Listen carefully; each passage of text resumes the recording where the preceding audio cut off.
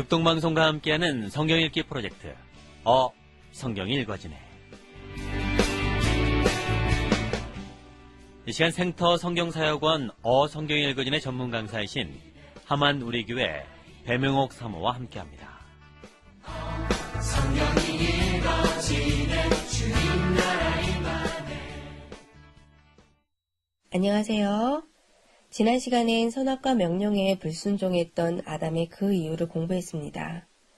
선악과를 따먹음으로 하나님의 왕권을 거부한 아담은 하나님으로부터 끊어짐을 경험했어요. 정령 죽으리라 하셨던 말씀대로였습니다. 이러한 아담의 죄의 결과에 대해 하나님은 대책을 세워주셨어요. 다시 기회를 주신 거예요. 바로 구원입니다. 하나님은 아담의 죄를 일단 가죽옷으로 가리워 주셨어요. 이름 모를 한 짐승이 희생되었습니다. 대속이죠. 아담 시대의 눈높이를 맞춰 다시 기회를 주신 거예요. 즉 제사를 통한 하나님과의 관계 회복이라 했습니다. 이것은 아담에게 생명입니다. 다시 하나님으로부터 끊어짐을 경험할 순 없죠. 선악과로 하나님의 왕 되심을 인정해야 했듯이 이제는 제사를 통해 하나님의 왕권을 인정해야 하는 것입니다. 그러므로 아담은 자신뿐만 아니라 후손들에게도 제사를 통해 창조주 하나님을 만날 수 있다는 사실을 가르쳐 주었을 것입니다. 그런데 그 후손들이 두 종류의 사람으로 쫙 갈라지는 거예요. 하나는 가인처럼이고 하나는 아벨처럼이었어요. 창세기 3장에서 4장으로 진입합니다. 잘 아시듯이 아담이 가인과 아벨을 낳았습니다. 그런데 어떠한 일이 발생하죠? 네, 가인이 아벨을 살해합니다. 그래서 하나님은 아벨 대신 셋을 주세요. 그런데 가인, 아벨, 셋을 첫째 아들, 둘째 아들, 셋째 아들 이런 개념으로 이해하시면 어려움이 있어요. 아담이 가인과 아벨 셋만 낳았겠어요? 아담이 130살 때 셋을 낳았으니 가인과 아벨뿐만 아니라 아담의 자손은 더 많았을 것입니다. 성경을 잘 보면 모든 사람을 다 적지 않고 중요한 점을 찍고 가듯 중요 인물들 중심으로 얘기한답니다.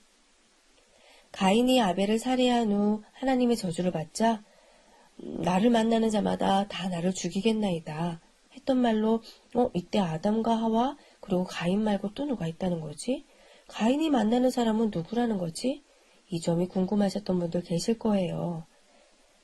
가인이 아벨을 죽였을 때는 창세기 4장 3절에 세월이 지난 후에 라는 표현으로 보아 가인과 아벨이 장성하여 어느 정도 시간이 지난 후이고 셋이 출생하기 이전 130년 동안 가인과 아벨 말고도 다른 후손들도 있었을 것입니다. 그런데다가 아담 시대 사람들은 당시 수명이 900살 정도였으니 가인이 하나님의 저주를 받고 그 후손들에게 범죄 사실이 알려졌을 때 장차 자기에게 올 신변의 두려움을 느낀 거예요. 이 문제 해결되셨죠? 그렇다면 하나님이 죽은 아벨 대신 셋을 주셨다고 했는데 이것은 무엇을 의미할까요? 앞에서 얘기했듯이 아담의 후손들은 두 부류의 사람으로 나누어진다 했어요. 하나는 가인처럼이고 하나는 아벨처럼이에요. 모델이 둘입니다. 가인은 하나님을 인정하지 않는, 즉 하나님의 왕권을 거부하는 부류의 대표이고 아벨은 하나님을 왕으로 인정했던 부류의 대표가 되는데 아벨이 죽고 그 뒤에 있는 사람이 바로 셋이었던 것입니다. 창세기 4장 26절 보면 셋이 에노스를 낳고 그때의 사람들이 비로소 여호와의 이름을 불렀다라고 하는데 여호와의 이름을 불렀다라는 표현은 바로 예배 공동체를 의미합니다. 셋으로 이어진 거예요. 하나님은 우주 만물을 창조하셨고 진정한 왕권을 가지고 통치하시는 분이십니다. 피조물인 사람인 우리는 그 다스림 아래에 있는 것이 창조 질서예요. 그렇게 살 때 가장 행복한 것입니다. 그런데 인간이 하나님의 왕권을 다스림을 거부하더니 하나님의 자리에 자기가 대신하려고 하는 거예요. 바로 왕싸움입니다. 하나님이 왕이냐? 내가 왕이냐? 왕의 통치를 받느냐? 내 마음대로 하느냐? 사실 우리도 이 싸움을 매일 하고 있죠. 하나님이 왕이신가? 내가 왕인가? 내 맘대로 살고 싶어서 순간순간 싸우고 있어요. 그런데 성경도 마찬가지로 이 얘기를 합니다. 앞으로 우리는 성경을 누가 왕이냐를 다룬 왕싸움 이야기다라는 밑그림을 가지고 봐야 합니다. 다시 말해 성경은 누가 왕이냐를 다룬 왕싸움 이야기다라는 관점을 가지고 읽어야 한다는 말이에요. 하나님의 왕권을 인정하는 자와 거부하는 자의 두 줄기는 성경 끝까지 간답니다. 아벨이 죽었으니 이제는 가인 같은 사람과 셋 같은 사람이에요. 다시 말해 가인 계열과 셋 계열이에요. 하나님의 왕권을 거부하는 가인 계열과 하나님의 왕권을 인정하는 셋 계열입니다. 그런데 성경은 이 가인 계열, 즉 하나님의 왕권을 거부하는 사람들의 사상과 철학이 무엇인지 이미 알고 있어요. 출발도 하지 않았는데 알고 있어요.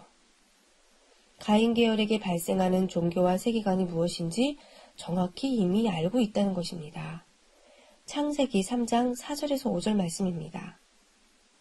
뱀이 여자에게 이르되 너희가 결코 죽지 아니하리라. 너희가 그것을 먹는 날에는 너희 눈이 밝아져 하나님같이 되어 선악을 알 줄 하나님이 아심이라. 잘 아시는 말씀이죠? 네, 뱀이 하와를 유혹했던 내용입니다. 근데 이 구절에 비밀이 있어요. 하나님의 왕 되심을 거부하는 순간을 기록한 선악과 사건. 이 3장 4절, 5절은 인류가 하나님을 거부하게 만든 조건입니다. 이 조건이 달콤해서 인간은 그것을 선택한 것이죠. 그런데 이것이 인류로 유혹받게 한 조건이었으면서 동시에 실제로 그대로 역사 속에 이루어졌다는 것입니다. 놀라운 사실이죠. 사탄이 하와를 한 번 유혹하고 끝난 거짓말이 아니었다는 것입니다. 한 번의 사탄의 유혹으로 쓰인 조건이 아니라 역사 속에서 실제화되었단 말이에요. 사탄이 4가지 거짓말이 실제로 하나님을 거부한 이 가인 계열의 종교와 사상이 된 거예요. 성경은 하나님을 거부하고 출발하는 인류가 흘러갈 방향을 이렇게 정확하게 기록으로 남겨놓았습니다. 결코 죽지 않는다. 너희 눈이 밝아진다. 하나님같이 된다. 선악을 알게 된다. 이 말은 사탄이 최초로 인류에게 한 말입니다.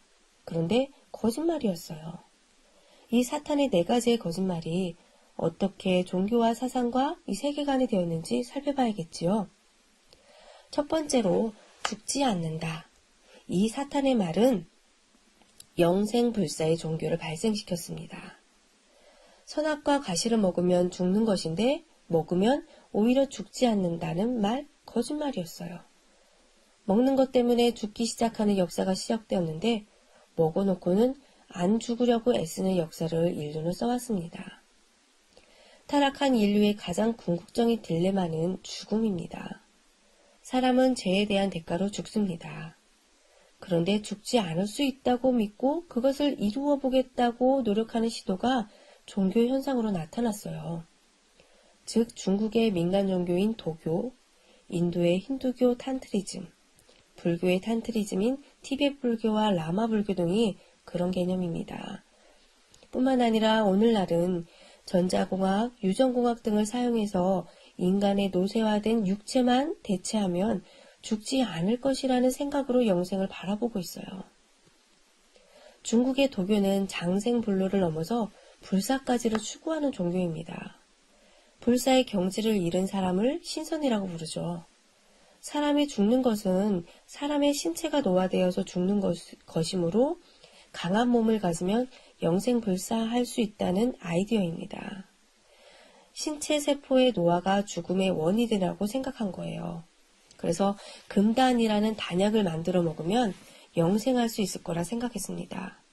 그런데 금단은 수은과 유황의 화합물로 만들었기 때문에 단약을 먹고 오히려 수은 중독으로 왕들이 많이 죽자 대책으로 몸에 단전이라는 곳을 만들고 거기에 길을 추적하여 영생하려고 한 것이 바로 단전호흡입니다.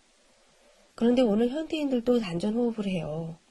이건 일반적인 건강을 추구하는 것이 아니라 시작은 영생불사입니다.